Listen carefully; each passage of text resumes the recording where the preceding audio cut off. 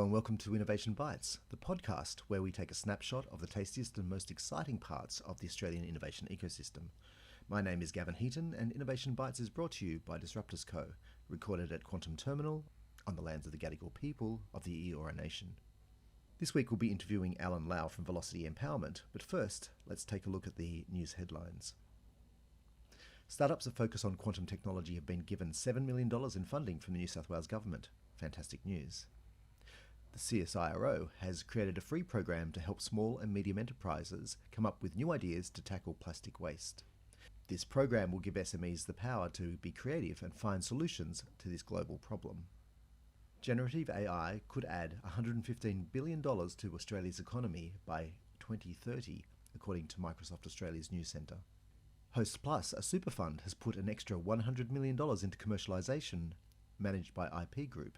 This fund is used to help universities turn their research into products and services. And that's all for the headlines this week. So today we are joined by Alan Lau from Velocity. Alan, thanks so much for being here. Are you able to give us a little bit of an intro into what you do? Yes, absolutely. Hi, Alan from Velocity Empowerment. I'm recently a new dad, a big Sydney Swans fan, fifth dan black belt Taekwondo master as well. And I'm the CEO and founder of Velocity Empowerment. So what that is we create amazing leaders, staff, and members of organizations and workplaces. And we do that through really powerful programs focused on early intervention and prevention of domestic family violence and gender-based violence. Our big focus is emotional, mental, and physical self-defense. Incredible stuff. And Alan, how did you sort of get into this sort of area? It's been a long journey. So I was in finance for 10 years and a That's a personal trainer for big 8 change. years That as is a well. big Yeah, so jump. it's been a journey.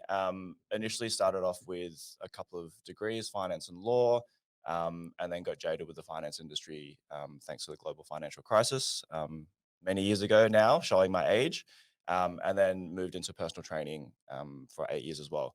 But I think for me, I've always been a very mission driven person, purpose driven person. And I've got a specific set of skills, to quote Liam Neeson, where I can actually address a really powerful and important issue in society. So that's kind of where that evolution started over many years. Most of it has stemmed from my background in martial arts. So again, 25 years in Taekwondo. I teach a class in Ultimo Sydney as well. And physical self-defense for women and girls, I've always been really passionate about them needing that as a skill set, not because it's a useful skill necessarily, but there's a lot of soft skills around it as well that are really useful too. But the more I learn about gender-based violence, domestic family violence, physical self-defense isn't enough. So then I looked at, well, what else can I do to help address that issue and to help empower the women and girls in my life, but in society in general.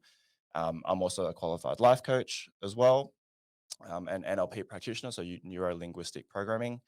Um, and that kind of where the emotional self-defense and the mental self-defense plus the physical self-defense came into it. And that's how velocity empowerment evolved over a little bit of time. Incredible stuff. It's interesting. Is there a particular moment in time where you realized that you needed to bring all these things together? Yeah, absolutely. So I still clearly remember one of my first clients that I picked up in for kickboxing many years ago. Again, she ended up working for Lifeline for a little while, and they run a really great course in conjunction with DV Alert, and the course is called Recognizing and Responding Appropriately to Domestic Family Violence. So that was a really powerful 2-day course that was eye-opening for me. I think, like a lot of Australians, we think of domestic family violence as physical abuse. You know, that's a clear sign of when trouble happens. I'm not sure if we're allowed to swear on this podcast, but when shit hits the fan, like we recognize that physical abuse is bad and we need to address it. In that course, I learned about the whole range of abuse behaviors. So you got financial, technological, medical, societal, Mhm. all those types of things that are non-physical. So that's when I was like, well, physical self-defense isn't enough. Taekwondo isn't enough. Self-defense training isn't enough. And that's when I really focused on, well, what other skill sets do I have? And that's where the life coaching stuff, where I'm trying to elevate someone's self-worth and self-esteem through coaching exercises. I've got a health coaching background, so looking at your mental well-being and balance and stress and overwhelm focusing on yourself and self-care and prioritizing yourself over someone else is a really powerful tool when it comes to mitigating the risk of potential abuse. So those three factors, again, emotional, mental, and physical, self-defense and empowerment is really where velocity empowerment focuses on. Yeah. Incredible. And do you think that um, confidence plays a big part in that as well? If you maybe even from the physical aspect, if you're confident that maybe you know one or two things that you does that play into it? 100%, absolutely. So I've done martial arts for 25 years, and yes, with my male privilege, I'm less of a target as well. Having said that, I'm more of a target for male on male violence is definitely a risk for me as well.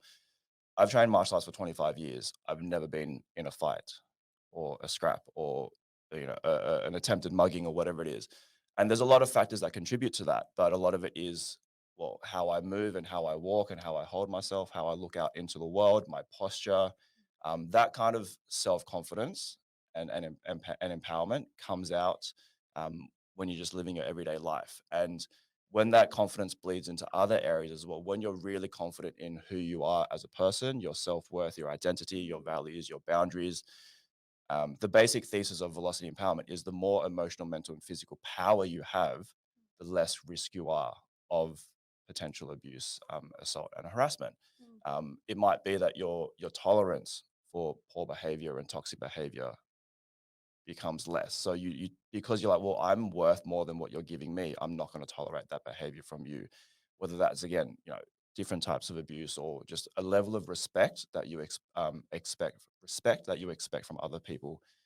That comes through, yeah, for martial arts training, 100%, but also Mm. the other aspects that I touched on as well I through the love that. program. It's Yeah. taking the power back in so many different Yeah, ways, not just the absolutely. one. Yeah. I mean, I've never loved the term empowerment just because, as a male led program and business, I don't want to feel like I'm empowering someone through the program, but it's Mm. about them empowering themselves. And I like, the first three letters of empowerment are emotional, mental, or EMP, which stand for, in my case, emotional, mental, and physical. So I've doubled down on it. I'm like, look, empowerment is a good word. Mhm. It's probably overused and it's a bit of a buzzword. Mm.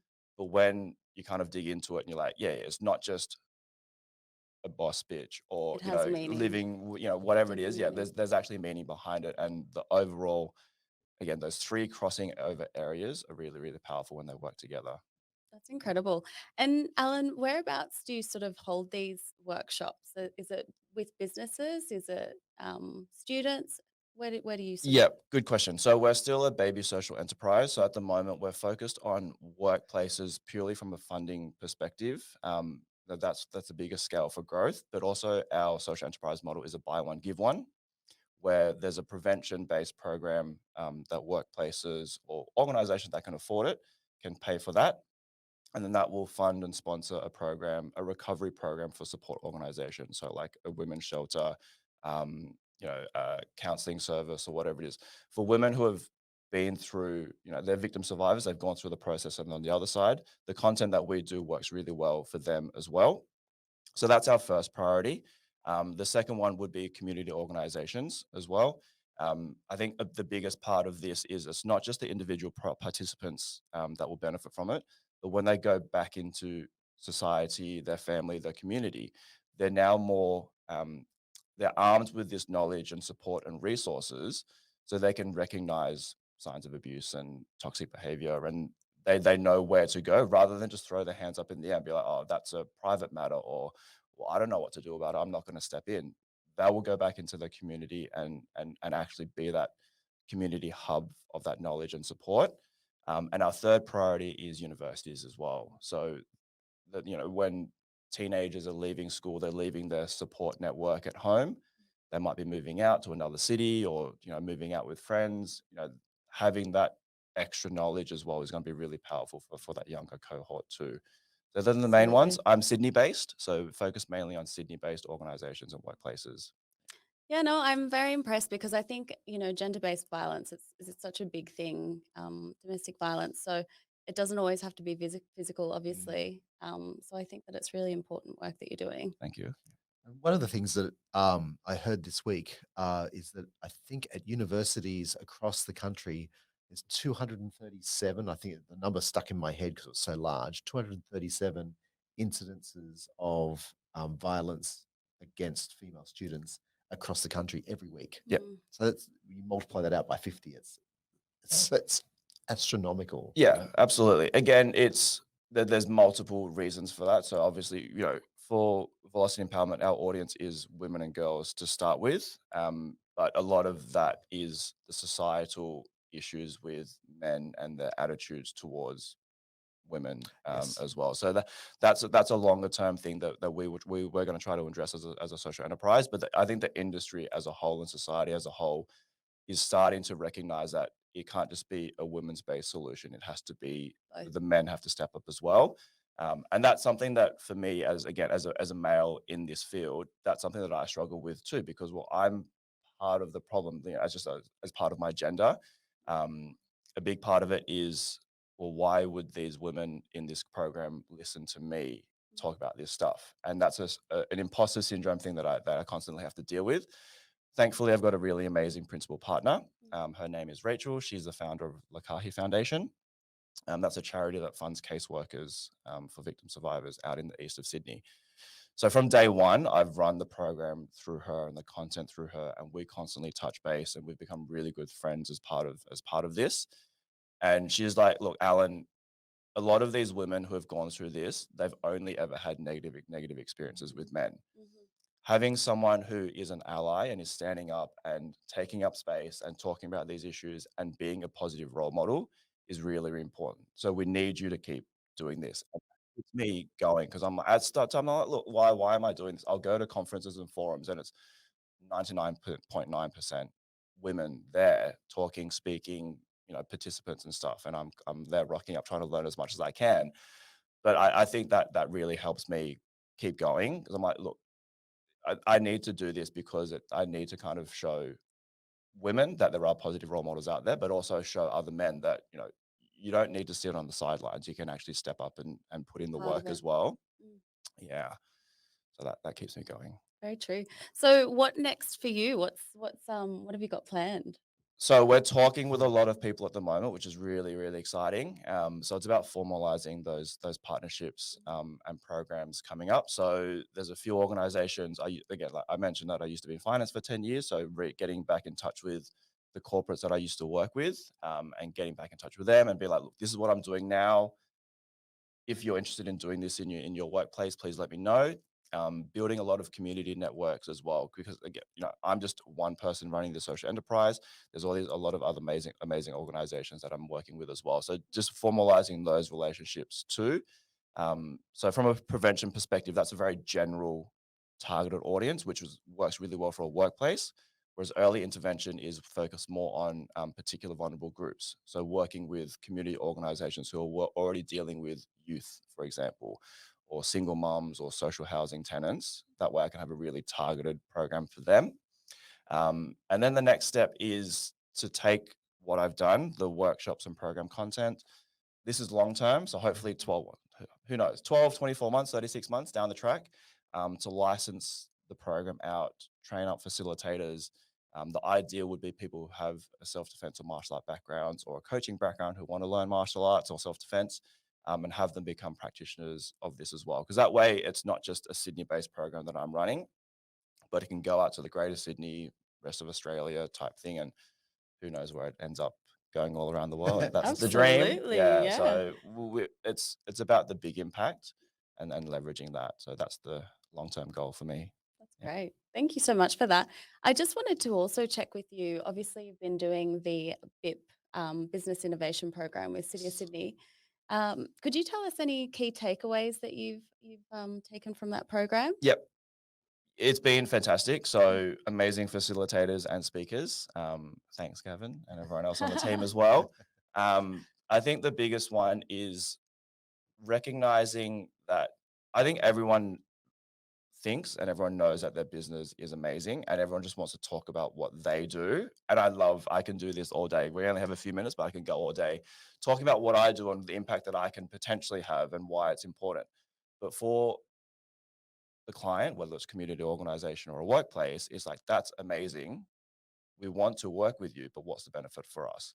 And so I need to go to that first and be like, let's focus on the client first and talk about what they want and the benefits for them. And then what we can do afterwards and the benefits of it can kind of come afterwards. That's been a really good mindset shift for me. And just to keep bringing it back to the client is the one who's paying, the client is the one who's going to help you make impact. So you need to focus on them first. And that's been a real, and there's lots of amazing tools and canvases that Disruptors Co has. That's been really fantastic. That's probably the biggest one. The second one is using technology to leverage what you do. Again, I'm running this by myself to start with. The plan is to have volunteers and staff on board to help leverage that. But there's so many tools and resources out there that you can use to turn 1 hour into 6 hours of work and stuff, and outsourcing things that are important but I might not have the skill to do, just making sure that someone else can do that, and you're the one keeping on track, thinking like a CEO, thinking like a CTO, and being the one that actually drives the action, not the one doing the action. That's been the two biggest takeaways from me. Good answer. Excellent. Good answer. Yeah. Good answer. learnings. I was listening the whole time. Absolutely. Yes. A lot of talking, making sure there's good listening as well. Yes. Excellent. Yes. Great. Fabulous. Well, I really appreciate you coming on to chat with us today. Really good insights, and I love your mission. Yes. We're Thank you so excited much. to see what's ahead. Appreciate it. Yes. If I can throw in a plug as well for my taekwondo Sure. school in Ultimo. Absolutely. So we're in the inner city in Ultimo Public School. I run an adults and teens class on Tuesday and Thursday nights. Really passionate about, again, like I said, women and girls learning self-defense and martial arts. I've deliberately created a culture in the class that's as close to 50-50 men and women as possible, because I think women and girls will go to a martial arts class and it's 80% men or 90% men, and it's a different type of energy. Different vibe, yeah. Very competitive, testosterone driven. Everyone just wants to beat each other up, and they'll go for a session and then just leave because it's not for them. Whereas we've deliberately created something. Firstly, we're a traditional martial arts, a teaching style. Taekwondo is relatively modern, but the way that we teach is very traditional. So it's not combative. It's not one-on-one trying to beat the other person and all that stuff. It's about your own individual improvement and empowerment. Funnily enough. So I really encourage women and girls in the inner city area to come along to the Ultimo class. That would be amazing. And as part of my mission, I waive the training fees for anyone who's been through gender-based violence as well as part of their recovery process. So I don't take any money for them being in the class. Any association fees for registration or grading, they still have to pay that, unfortunately, because that goes to the association. But for me, as part of my personal mission, I want them to come and rebuild their confidence and physically and mentally as well through the Taekwondo journey. Incredible. I love that. It's Thank you. very powerful. What a good human. I think I'm going to go. Absolutely. We were talking This on is Monday live about now, this, so and I yes, thought, you will be there. Yeah, Yes, Ultimo, amazing. not too far from me. Thank So. you. Fantastic. Lovely. Thanks Well, thank you again. so Yeah. much. Yeah. Cool. Great to Great. see you. I love to be here. Thank you. There are some very cool things happening this week. We've seen the emergence of some investment funds reaching into that commercialization space, which is fabulous. But it's not really addressing some of those real challenges we see at that pointy end of commercialization. The research phase is very well supported. We have incubators, we have universities, we have many organizations working around that. What we're not seeing is a lot of work in that space, in the valley of death, which is between that idea coming out of a university or out of a research phase into the market validation, that commercialization piece where we know who the audience is. Until we see more focus there, we're going to see more failures. If we want to de-risk some of these programs, and de-risk our startup sector, we need more focus in that early stage. Another thing that we're really seeing is some heat in the artificial intelligence space. That's not surprising, and it won't be going away anytime soon. People are saying it's bigger than the internet, as if the internet is a thing that exists outside of AI. It's interesting to sort of see that these kind of conversations are taking place, and it is indicative of what we always see with a new technology, and that is that there are 5 or 6 key trends or impacts that take place as new technology emerges for us. The first of these signs is exactly what I just said.